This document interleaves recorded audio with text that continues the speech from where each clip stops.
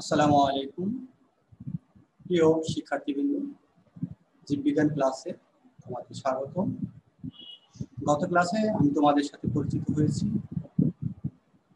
আবার বলছি, আমি মোহাম্মদ সাইফুল ইসলাম, প্রভাষক, জীববিজ্ঞান। গত ক্লাসে তোমাদের সাথে জীববিজ্ঞান প্রথম পত্রের প্রথম অধ্যায় কোষ এবং কোষের গঠন নিয়ে কিছু বিষয় আলোচনা করেছিলাম এবং গত ক্লাসে কোষ কি, কোষের প্রকারভেদ, কোষ তত্ত্ব বলতে কি বুঝি, কোষবিদ্যা বা সাইকোলজি বলতে কি বুঝি, এগুলো পড়েছিলাম। গত ক্লাসে একটি কোষ কিভাবে সৃষ্টি হয়েছিল সে বিষয় নিয়ে আমি বলেছিলাম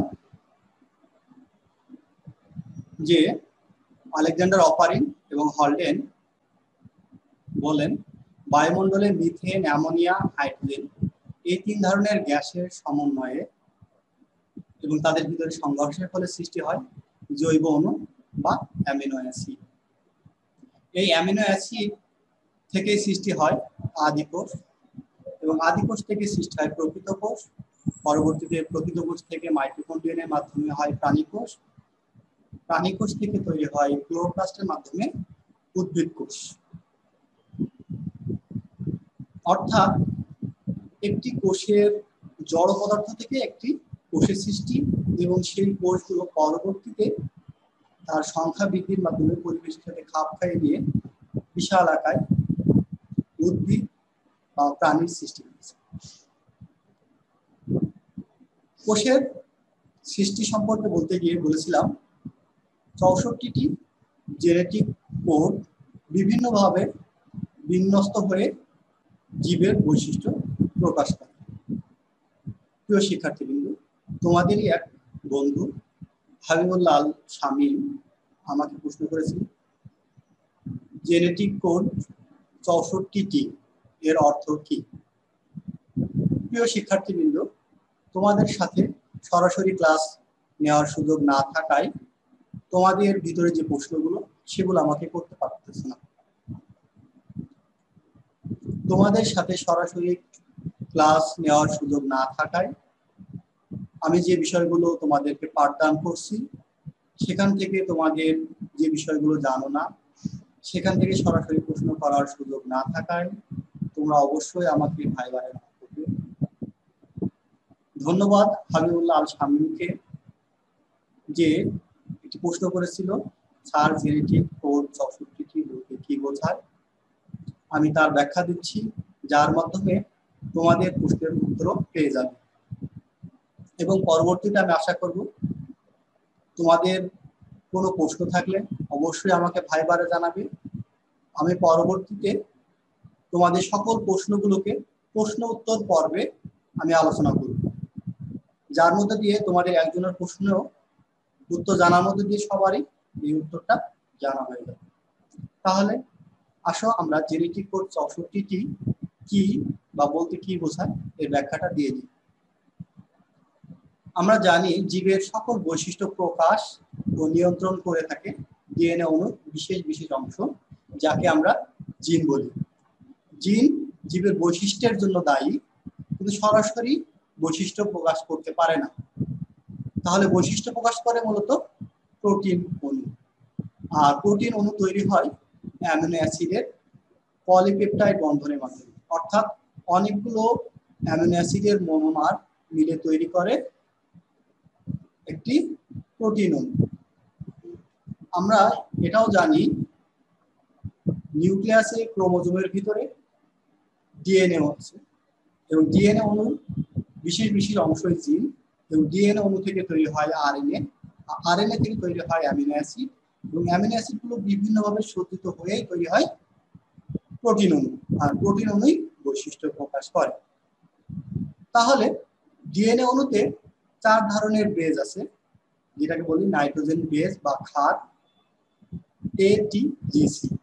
এগুলো বিভিন্ন কম্বিনেশনে তৈরি করে ডিএনএ। ডিএনএ থেকে আরএনএ তৈরি হয়, অর্থাৎ এটিজিসির বিপরীতে 4টি নতুন যে বেজ আরএনএ তৈরি হয় এইউজিসি। এই এইউজিসি বিভিন্ন কম্বিনেশনে তৈরি হয় আরএনএ। এবং আরএনএ অণু থেকে তৈরি হয় অ্যামিনো অ্যাসিড। আমরা জানি জীবে 20 ধরনের অ্যামিনো অ্যাসিড পাওয়া যায়। এই 20 ধরনের অ্যামিনো অ্যাসিড বিভিন্ন ভাবে সজ্জিত হয়ে তৈরি করে প্রোটিন। তাহলে জেনেটিক কোড কি? ধারাবাহিক ভাবে সজ্জিত প্রতি 4টি বেস অর্থাৎ আরএনএ বেস হতে প্রতিবার 3টি করে নিয়েই তৈরি হয় ট্রিপলেট কোডন। তাহলে 4টি হতে প্রতিবার 3টি করে নিয়ে যদি সজ্জিত করি তাহলে 64টি কোডন পাবো এবং এক একটি কোডন নির্দেশ করে এক একটি অ্যামিনো অ্যাসিডকে। কয়েকটি বা অনেকগুলো অ্যামিনো অ্যাসিড মিলে তৈরি হয় একটি প্রোটিন। আর এই প্রোটিনগুলো নিয়ন্ত্রণ করে উদ্ভিদ বা প্রাণীর চেহারা, অঙ্গভঙ্গি, আচার আচরণ, খাদ্য গ্রহণ, সর্বোপরি সকল বৈশিষ্ট্য। তাই উদ্ভিদ বা প্রাণীর জিনোম সিকোয়েন্স বা ম্যাপিং বিশ্লেষণ করলে দেখা যায় ঘুরে ফিরে এই 64টি জেনেটিক কোড বিভিন্নভাবে বিন্যস্ত হয়ে তৈরি করে অ্যামিনো অ্যাসিড তথা প্রোটিন এবং প্রকাশ ও নিয়ন্ত্রণ করে জীবের বিভিন্ন চারিত্রিক বৈশিষ্ট্য, আচার আচরণ, পরিবেশের সাথে খাপ খাইয়ে টিকে থাকা ইত্যাদি। তার মানে প্রথম সৃষ্ট সেই আদি কোষ পরবর্তীতে বিভাজনের মাধ্যমে তৈরি হয়েছে উদ্ভিদ কোষ বা প্রাণী কোষ এবং সকল ক্ষেত্রেই এই 64টি জেনেটিক কোডনই বিভিন্নভাবে সজ্জিত আছে। আশা করি তোমরা তোমাদের উত্তর পেয়েছো। প্রিয় শিক্ষার্থীবৃন্দ, গত ক্লাসে আমরা পড়েছিলাম কোষের প্রকারভেদ। নিউক্লিয়াসের গঠনের ভিত্তিতে কোষ 2 ধরনের, এক আদি কোষ অর্থাৎ প্রোক্যারিওটিক সেল, 2 প্রকৃত কোষ বা ইউক্যারিওটিক সেল। আদি কোষ কাকে বলে বলেছিলাম? প্রো মানে আদি, ক্যারিওট এসছে ক্যারিয়ন থেকে, ক্যারিয়ন মানে নিউক্লিয়াস অর্থাৎ যাদের নিউক্লিয়াস আদি প্রকৃতির বা সুগঠিত। আর ইউক্যারিওটিক সেল বা প্রকৃত কোষ বলতে বলেছিলাম ইউ মানে প্রকৃত, ক্যারিওট এসছে ক্যারিয়ন থেকে, ক্যারিয়ন মানে নিউক্লিয়াস অর্থাৎ যাদের নিউক্লিয়াস সুগঠিত। তাহলে এই সুগঠিত বলতে আমরা কি বুঝি? আমি যে চিত্রটি তোমাদের দেখাচ্ছি এটি মূলত একটি নিউক্লিয়াসের বিভিন্ন অংশ। নিউক্লিয়াসের বাইরে যেটি থাকে তাকে বলা হয় নিউক্লিয়ার মেমব্রেন। নিউক্লিয়ার মেমব্রেনের ভিতরে যে ঘন গাঢ় পদার্থ সেটাকে বলা হয় নিউক্লিওপ্লাজম এবং নিউক্লিওপ্লাজমের ভিতরে যে কালো বস্তুটি, গোলাকার বস্তুটি দেখতে পাচ্ছ, নিউক্লিয়ার মেমব্রেনের ভিতর যে কালো গাঢ় গোলাকার বস্তুটি দেখতে পাচ্ছ সেটি মূলত নিউক্লিওলাস এবং নিউক্লিয়াসকে ঘিরে চারপাশে সুতার মতো যে বস্তুটি দেখতে পাচ্ছ সেটি মূলত ক্রোমাটিন তন্তু বা ক্রোমোজোম। তাহলে আদি কোষের ক্ষেত্রে নিউক্লিয়ার মেমব্রেন, নিউক্লিওলাস বা নিউক্লিওপ্লাজম এগুলোর কোনোটি নেই, তাই তাদের নিউক্লিয়াস সুগঠিত না। আর প্রকৃত কোষে nuclear membrane, nucleolus, nucleoplasm, chromatin তন্তু সবগুলোই থাকে। তাহলে আজ আমরা পড়ব আদি কোষ এবং প্রকৃত কোষের মধ্যে পার্থক্য কি।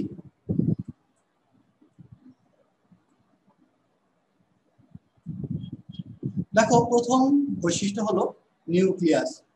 এখনই তোমাদের সাথে বললাম যে নিউক্লিয়াস অগঠিত অর্থাৎ নিউক্লিয়াসের যে 4টি অংশ সেই অংশ থাকে না, এতে কোনো আবরণী অর্থাৎ নিউক্লিয়ার মেমব্রেন থাকে না, নিউক্লিওপ্লাজম এবং নিউক্লিওলাস থাকে না, শুধুমাত্র থাকে ডিএনএ। আর এই ডিএনএ অঞ্চলকে বলা হয় নিউক্লিওয়েড। প্রকৃত কোষে নিউক্লিয়াস সুগঠিত অর্থাৎ একটি ডাবল আবরণী ঝিল্লি দ্বারা পরিবেষ্টিত অবস্থায় থাকে এবং এর ভিতরে থাকে ক্রোমোজোম বা ক্রোমাটিন, নিউক্লিওপ্লাজম এবং নিউক্লিওলাস। এরপর আদি কোষ এবং প্রকৃত কোষের মধ্যে দ্বিতীয় যে বৈশিষ্ট্য সেটি হলো ডিএনএ। আদি কোষের ডিএনএ বৃত্তাকার এবং একটি থাকে একটি কোষের ভিতরে, এতে কোনো হিস্টোন প্রোটিন থাকে না। আমরা জানি ডিএনএ ভিতরে 2 ধরনের প্রোটিন থাকে, এক হিস্টোন প্রোটিন আর এক নন হিস্টোন প্রোটিন, কিন্তু আদি কোষে কোনো হিস্টোন প্রোটিন থাকে না, তাই একে সত্যিকারের ক্রোমোজোম বলা হয় না। প্রকৃত কোষে ডিএনএ সূত্রাকার এবং একটি কোষে একাধিক ডিএনএ থাকে, হিস্টোন প্রোটিনের সাথে মিলিতভাবে পৃথক ক্রোমোজোম হিসাবে অবস্থান করে। 3 নম্বর বৈশিষ্ট্য হলো আবরণী বেষ্টিত অঙ্গাণু। আদি কোষে আবরণী বেষ্টিত কোনো অঙ্গাণু থাকে না, অর্থাৎ mitochondria, endoplasmic reticulum, Golgi body, এগুলো সবই আবরণ বেষ্টিত সাইটোপ্লাজমীয় অঙ্গাণু। এই অঙ্গাণুগুলো থাকে না। অপরদিকে প্রকৃত কোষে আবরণী বেষ্টিত সাইটোপ্লাজমীয় অঙ্গাণু, mitochondria, ribosome, Golgi body, endoplasmic reticulum, এগুলো সবগুলোই থাকে। 4 নম্বর বৈশিষ্ট্য হলো রাইবোজোম। আদি কোষে রাইবোজোম 70S এবং প্রকৃত কোষে রাইবোজোম 80S। এখন তোমাদের কাছে প্রশ্ন হলো, রাইবোজোম 70S বা 80S বলতে কি বুঝি? কোন বস্তুকে সেন্ট্রিফিউজ করলে তার তলায় অধক্ষেপ জমা হয়। সেন্ট্রিফিউজ করাকালে বিভিন্ন ভর সম্পন্ন বস্তুর অধক্ষেপণের হারকে এস দিয়ে বোঝানো হয়। এস মানে ভেদবার ইউনিট, অর্থাৎ সেন্ট্রিফিউজ যন্ত্রের দ্রুত ঘূর্ণন প্রক্রিয়ায় বিভিন্ন ভর সম্পন্ন বস্তুর অধক্ষেপণের হারকেই ভেদবার বলা হয়। অর্থাৎ আমি যে চিত্রটি তোমাদের দেখাচ্ছি, এটি মূলত একটি সেন্ট্রিফিউজ যন্ত্র। এর ভিতরে কোষে যদি রাইবোজোম রাখা হয় এবং এই মেশিনে প্রতি মিনিটে 1000 বার ঘোরানো হয়, তাহলে বিভিন্ন কণা বা পার্টিকেল গুলো বিভিন্ন স্তরে স্তরে সজ্জিত থাকে। এই স্তরে সজ্জিত থাকার উপর ভিত্তি করেই আমরা বলছি যে 70S বা 70 ভেদবার বা 80। প্রিয় শিক্ষার্থীবৃন্দ, 5 নম্বরের বৈশিষ্ট্য হলো সাইটোস্কেলিটন। অর্থাৎ আদি কোষে সাইটোস্কেলিটন থাকে না, প্রকৃত কোষে সাইটোস্কেলিটন থাকে। তাহলে প্রশ্ন হলো, সাইটোস্কেলিটন কি? সাইটোস্কেলিটন বা কোষীয় কঙ্কাল। তাহলে দেখো, আমরা জানি সাইটো বলতে আমরা কোষকে বুঝিয়ে থাকি, স্কেলেটন বলতে কঙ্কালকে বোঝায়। অর্থাৎ কোষকে দৃঢ়তা প্রদান করার জন্য যে অঙ্গাণুগুলো থাকে সেগুলোই সাইটোস্কেলেটন বা কোষীয় কঙ্কাল। সাইটোপ্লাজমীয় অঙ্গাণুগুলোর অন্তর্বর্তী স্থানে কতগুলো সূত্র সম্মিলিতভাবে জালিকার ন্যায় গঠন তৈরি করে, একে সাইটোস্কেলেটন বলে। প্রোটিন নির্মিত 3 ধরনের সূত্র দিয়ে মূলত সাইটোস্কেলেটন গঠিত। সেগুলো হলো মাইক্রোটিউবিউলস, মাইক্রোফিলামেন্ট, ইন্টারমিডিয়েট ফিলামেন্ট। এবং এদের কাজ হলো কোষের আকৃতি দান, কোষকে দৃঢ়তা প্রদান। অর্থাৎ সাইটোস্কেলেটন বা কোষীয় কঙ্কাল নাম থেকে আমরা বুঝতে পারছি যে এদের কাজ মূলত কঙ্কালে যেমন কাজ, এর আকৃতিকে বা কোষের আকৃতি দান এবং কোষকে দৃঢ়তা প্রদান। আদি কোষ এবং প্রকৃত কোষের 6 নম্বর যে পার্থক্য, সেটি হলো আরএনএ পলিমারেজ। পলিমারেজের এএসই দ্বারা মূলত এনজাইমকে বোঝানো হয়। অর্থাৎ যখন ডিএনএ থেকে আরএনএ এবং আরএনএ থেকে প্রোটিন সিনথেসিস করা হয়, তখন বিভিন্ন ধরনের এনজাইমের প্রয়োজন হয়। আদি কোষে মূলত এক ধরনেরই আরএনএ পলিমারেজ এনজাইম থাকে এবং প্রকৃত কোষে 3 ধরনের আরএনএ পলিমারেজ এনজাইম থাকে। 7 নম্বর বৈশিষ্ট্য হলো অপেরণ। অর্থাৎ আদি কোষে অপেরণ থাকে আর প্রকৃত কোষে অপেরণ থাকে না। তাহলে প্রিয় শিক্ষার্থীবৃন্দ, অপেরণ কি? অপেরণ হলো আদি কোষে জিন প্রকাশের ইউনিট। জিনের কাজে নিয়ন্ত্রণ ব্যাখ্যা করার জন্য অপেরণ মডেল প্রস্তাবিত হয়। একটি গাঠনিক জিন বা স্ট্রাকচারাল জিন, তার সাথে চালক জিন বা অপারেটর জিন, নিয়ন্ত্রক জিন বা রেগুলেটর জিন ও উদ্দীপক জিন বা প্রমোটর জিন নিয়ে সম্মিলিতভাবে এই জিনের কাজে নিয়ন্ত্রণ করে থাকে। এই 4 প্রকার জিনকে একত্রে বলা হয় অপেরণ। অর্থাৎ প্রতিটি আদি কোষে একাধিক অপেরণ থাকে, যার মাধ্যমে আদিকোষ তার জীবের বৈশিষ্ট্য প্রকাশ ও নিয়ন্ত্রণ করে থাকে। কিন্তু প্রকৃতপক্ষে জীবদেহের সকল তথ্য জিন তথা ডিএনএ তে সংরক্ষিত থাকে এবং প্রোটিন সিনথেসিস বা প্রোটিন সংশ্লেষণ বা প্রোটিন তৈরির মাধ্যমে এসব তথ্যের প্রকাশ ঘটে। প্রিয় শিক্ষার্থীবৃন্দ, এরপর আমরা ৮ নম্বর যে বৈশিষ্ট্য দেখব, জিনের গঠন। আদিকোষে জিনের গঠনে ইন্ট্রন্স নেই, প্রকৃতকোষে জিনের গঠনে ইন্ট্রন্স আছে। তাহলে জিনের গঠন কি আর ইন্ট্রন্স কি, এই বিষয়টা আমাদের আগে ক্লিয়ার হতে হবে। জিন হলো ক্রোমোজোমের লোকাসে অবস্থিত ডিএনএ অণুর সুনির্দিষ্ট সিকোয়েন্স। তাহলে দেখো জিন কোথায় থাকবে? জিন থাকে ক্রোমোজোমে। আর ক্রোমোজোম কোথায় থাকে? নিউক্লিয়াস। নিউক্লিয়াস কোথায় থাকে? কোষের ভিতরে। তাহলে জিন হলো ক্রোমোজোমের লোকাসে। লোকাস কি? জিন যেখানে অবস্থান করে ওই স্থানকে বলা হয় লোকাস।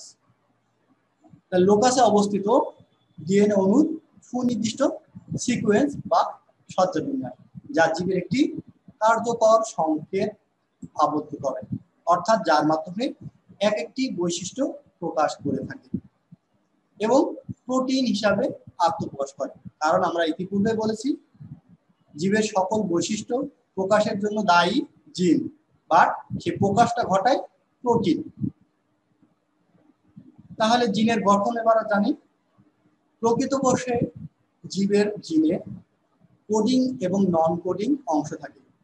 কোডিং অংশকে বলা হয় এক্সোম এবং নন কোডিং অংশকে বলে ইন্ট্রন্স। কেবল এক্সোম প্রোটিন তৈরিতে অংশগ্রহণ করে থাকে তথা জীবের বৈশিষ্ট্য প্রকাশ করে থাকে এবং নন কোডিং অংশ অর্থাৎ ইন্ট্রন্স জীবের কোনো বৈশিষ্ট্য প্রকাশ করে না। তাই জিনের গঠনে আদিকোষের ক্ষেত্রে এদের কোনো ইন্ট্রন্স নেই এবং প্রকৃতকোষে জিনের গঠনে ইন্ট্রন্স আছে এবং এই ইন্ট্রন্সই প্রকৃতকোষে জীবের বৈশিষ্ট্য প্রকাশ করে থাকে। এরপর আদিকোষ এবং প্রকৃতকোষের ৯ নম্বর যে বৈশিষ্ট্য, সেটি মূলত কোষ বিভাজন। আমরা জানি আদিকোষের কোষ বিভাজন মূলত অ্যামাইটোসিস প্রক্রিয়ায় এবং প্রকৃতকোষের কোষ বিভাজন মাইটোসিস এবং মিওসিস প্রক্রিয়ায়। আমরা নবম দশম শ্রেণীতে অলরেডি পড়েছিলাম অ্যামাইটোসিস এর মাধ্যমে একটি কোষ থেকে নতুন দুইটি কোষের সৃষ্টি হয়, যেখানে তার দেহটি দ্বিখণ্ডে দ্বিখণ্ডিত হয়ে যায়।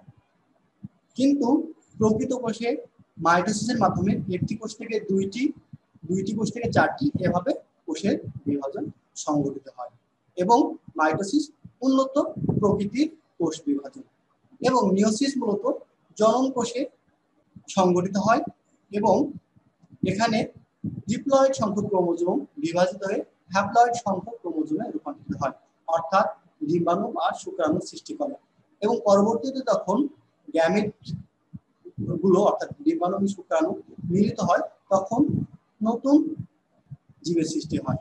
অর্থাৎ বাবা থেকে শুক্রাণু এবং মা থেকে ডিম্বাণু আসার মধ্য দিয়ে বা ডিম্বাণুর মিলনের ফলে আবার ক্রোমোজোমের সংখ্যা একই থাকে। প্রিয় শিক্ষার্থীবৃন্দ, 10 নম্বর যে বৈশিষ্ট্য সেটি মূলত শ্বসন। আমরা শ্বসন বলতে বাহ্যিক এবং অভ্যন্তরীণ দুই ধরনের শ্বসন জানি। আমরা যে এখন নাকের মাধ্যমে দিয়ে যে শ্বাস প্রশ্বাস নিচ্ছি, এটি মূলত বাহ্যিক শোষণ। এছাড়া অভ্যন্তরীণ শোষণ যেটি সম্পন্ন হয় সেটি মূলত আমাদের কোষের মাইটোকন্ড্রিয়ার ভিতরে। তো শোষণ মূলত দুই ধরনের। আসলে জেনে নিই। একটি হলো সবাত শোষণ অর্থাৎ অ্যারোবিক রেসপিরেশন, অপরটি হলো অবাত শোষণ বা অ্যানারোবিক রেসপিরেশন। সবাত অর্থাৎ বাতাস সহ। আমরা জানি বাতাসে অক্সিজেন থাকে, আমরা যখন শ্বাস গ্রহণ করি তখন বায়ুমণ্ডল থেকে আমরা অক্সিজেন নিই, অর্থাৎ যখন বায়ুমণ্ডল থেকে অক্সিজেন গ্রহণ করি তখন এই ধরনের শোষণকে বলা হয় সবাত শোষণ। এবং শোষণের মাধ্যমে মূলত আমরা যে খাদ্য গ্রহণ করে থাকি অর্থাৎ শর্করা জাতীয় খাদ্য, এই খাদ্য ভেঙে ওখান থেকে শক্তি উৎপন্ন করে। তাহলে অবাধ শোষণে বাইরে থেকে বায়ুমণ্ডল থেকে কোনো মুক্ত অক্সিজেন প্রয়োজন হয় না। তাহলে অবাধ শোষণ কারা করে?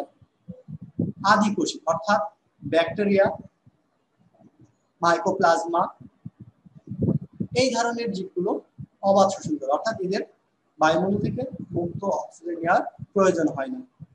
তাহলে এদের দেহে যে গ্লুকোজ বা শর্করা জাতীয় খাদ্য আছে এগুলো এনজাইমের প্রভাবে ভেঙে সেখান থেকে শক্তি উৎপন্ন করে। তাই আদিকোষের শ্বসন প্রকৃতি মূলত অবাধ শ্বসন এবং প্রকৃত কোষের শোষণ মূলত সবাধ শোষণ। এরপরে আসি ট্রান্সলেশন। ট্রান্সক্রিপশনের সাথে সাথে শুরু হয় আদিকোষে, আর প্রকৃত কোষে ট্রান্সক্রিপশনের পর বেশ বিলম্বে শুরু হয়। তাহলে প্রশ্ন হলো ট্রান্সক্রিপশন কি, ট্রান্সলেশন কি? প্রিয় শিক্ষার্থী, তোমাদেরকে আগেই বলেছিলাম ডিএনএ থেকে প্রোটিন তৈরি হয়। সেটি কিভাবে? ডিএনএ থেকে প্রথমে তৈরি হবে এমআরএনএ এবং এমআরএনএ থেকে তৈরি হবে প্রোটিন। তাহলে ডিএনএ থেকে ট্রান্সক্রিপশনের মাধ্যমে তৈরি হয় এমআরএনএ, আর এমআরএনএ থেকে ট্রান্সলেশনের মাধ্যমে তৈরি হয় প্রোটিন। তাহলে আমরা দেখলাম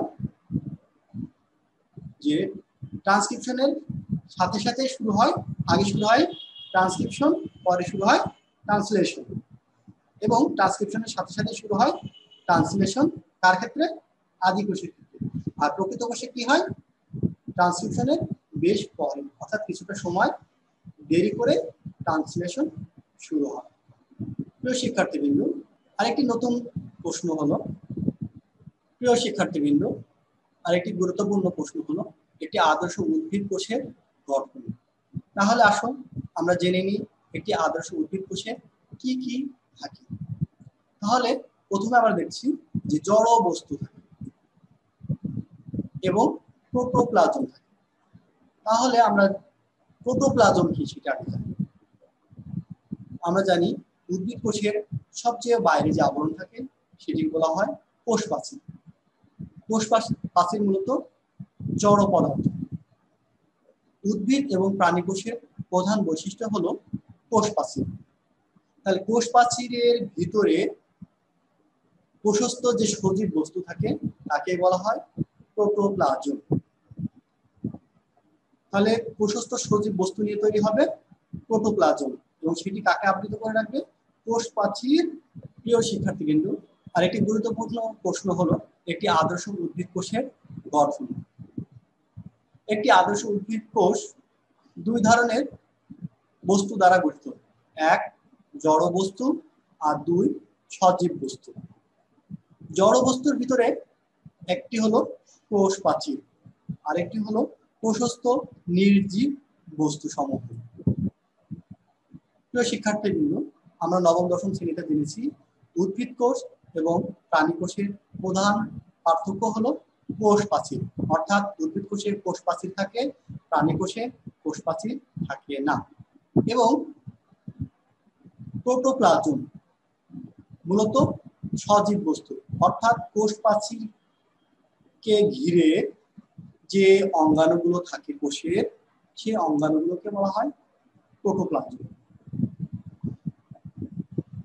একটি আদর্শ উদ্ভিদ কোষের কোষ প্রাচীরের ভিতরে যে কোষস্থ সজীব বস্তু থাকে তাকে বলা হয় প্রোটোপ্লাজম।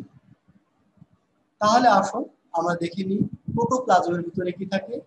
এক থাকে হলো কোষ ঝিল্লি, দুই হলো সাইটোপ্লাজম, তিন হলো নিউক্লিয়াস। তাহলে আমরা প্রথমে জানলাম প্রোটোপ্লাজম কি। আবারও বলছি, প্রোটোপ্লাজম হলো কোষ প্রাচীরের ভিতরে সমস্ত সজীব বস্তু, অর্থাৎ কোষ ঝিল্লি, সাইটোপ্লাজম এবং নিউক্লিয়াস।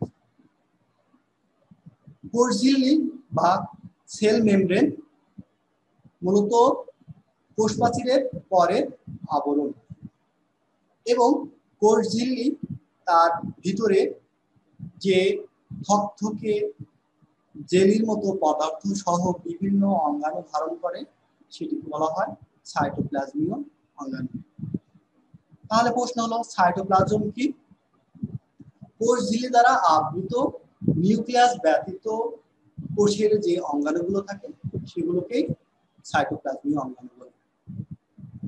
তাহলে প্রোটোপ্লাজম কি? প্রোটোপ্লাজম হলো কোষ প্রাচীরের ভিতরে যে সজীব বস্তু বিদ্যমান তাই হলো প্রোটোপ্লাজম। আর সাইটোপ্লাজম কি? কোষ ঝিল্লির ভিতরে নিউক্লিয়াস ব্যতীত যে অঙ্গাণুগুলো থাকে তাকে বলা হয় সাইটোপ্লাজমীয় অঙ্গাণু বা কোষীয় অঙ্গাণু। সেগুলো কি? Plastid, mitochondria, endoplasmic reticulum, ribosome, Golgi body, lysosome, centrosome, cytoskeleton, peroxisome, glyoxysome, কোষ গহ্বর। প্রিয় শিক্ষার্থীবৃন্দ, এগুলো আমরা পরবর্তী ক্লাসে বিস্তারিত করব। এবার আসি জড় পদার্থের ভিতরে কি কি আছে। প্রথমে কোষ প্রাচীর নিয়ে বলেছিলাম, এরপর হলো কোষস্থ নির্জীব কিছু জড় বস্তু আছে, সেগুলো উদ্ভিদের দেহে সঞ্চিত খাদ্য হিসাবে থাকে কার্বোহাইড্রেট, প্রোটিন এবং লিপিড। এছাড়া উদ্ভিদের কোষ কিছু পদার্থ নিঃসৃত করে। প্রিয় শিক্ষার্থীবৃন্দ, তোমরা অবশ্যই খেয়াল করে দেখবে যে বিভিন্ন উদ্ভিদ বিভিন্ন ধরনের পদার্থ নিঃসৃত করে থাকে। এর মধ্যে আছে হরমোন, পিগমেন্ট, এনজাইম এবং নেকটার। এই নেকটার মূলত মৌমাছি সংগ্রহ করে, যেটা আমরা মধু হিসাবে গ্রহণ করি। এরপর আসি কোষস্থ নির্জীব জড়বস্তু থেকে বিভিন্ন ধরনের বর্জ্য পদার্থ ক্ষরণ করে। সেগুলো হলো রেজিন, ট্যানিন, গাম বা আটা, ল্যাটেক্স, অ্যালকালয়েড, জৈব অ্যাসিড, উদ্বায়ী তেল এবং খনিজ পদার্থ। তোমরা প্রিয় শিক্ষার্থীবৃন্দ, আর একটি গুরুত্বপূর্ণ প্রশ্ন হলো একটি আদর্শ উদ্ভিদ কোষের গঠনের চিহ্নিত চিত্র। তাহলে দেখো, আমরা প্রথমে বলেছিলাম যে একটি উদ্ভিদ কোষের বাইরে যে আবরণ থাকে সেই আবরণকে বলি কোষ প্রাচীর, এবং এই কোষ প্রাচীরের ভিতরে যে অঙ্গাণুগুলো থাকে এটাকে বলা হয় প্রোটোপ্লাজম। আর প্রোটোপ্লাজমের ভিতরে নিউক্লিয়াস ব্যতীত যে অঙ্গাণুগুলো থাকে তাকে বলি আমরা সাইটোপ্লাজম। তাহলে নিউক্লিয়াসকে যদি বাদ দিই, এটাকে যদি আমরা বাদ দিই, তাহলে কোষ প্রাচীরের ভিতরে যে অঙ্গাণুগুলো থাকে তাকে কি বলবো? সাইটোপ্লাজম। আর নিউক্লিয়াস সহ কোষ প্রাচীরের ভিতরে যে অঙ্গাণুগুলো থাকে তাকে বলি প্রোটোপ্লাজম। এছাড়াও বিভিন্ন যে কোষীয় অঙ্গাণু আছে, যেমন দেখো নিউক্লিয়াসকে কেন্দ্র করে এন্ডোপ্লাজমিক রেটিকুলাম, এটি মূলত অমসৃণ। এছাড়া নিউক্লিয়াস থেকে দূরে থাকে এন্ডোপ্লাজমিক রেটিকুলাম, এটি মূলত মসৃণ। এছাড়া আছে লাইসোসোম, যেটি এনজাইমের আধার অর্থাৎ এনজাইম ধারণ করে রাখে। এছাড়া আছে মাইক্রোটিউবিউলস, যেটিকে আমরা সাইটোস্কেলেটন বলছি। এছাড়া আছে মুক্ত রাইবোসোম, অর্থাৎ যেটি প্রোটিনের আধার। এছাড়া আছে ক্লোরোপ্লাস্ট, যেটি উদ্ভিদের সবুজ হওয়ার জন্য দায়ী। এছাড়া আছে মাইটোকন্ড্রিয়া বা মাইটোকন্ড্রিয়ন। মাইটোকন্ড্রিয়ন হলো এক বচন আর মাইটোকন্ড্রিয়া হলো বহু বচন। একটি কোষে অনেকগুলো মাইটোকন্ড্রিয়ন থাকে। মাইটোকন্ড্রিয়নের কাজ মূলত শ্বসনে অংশগ্রহণ। প্রিয় শিক্ষার্থীবৃন্দ, আমরা একেবারে শেষ পর্যায়ে চলে এসেছি। তোমাদেরকে একটি বাড়ির কাজ দিয়ে আজকের ক্লাস শেষ করব। সেটি মূলত একটি আদর্শ উদ্ভিদ কোষের চিত্র এঁকে বিভিন্ন অংশ চিহ্নিত করবে, এবং চিহ্নিত চিত্রটি অবশ্যই আমার ব্যক্তিগত ভাইবারে ছবি তুলে। ধন্যবাদ। ভালো থাকবে, সুস্থ থাকবে এই কামনায়। আল্লাহ।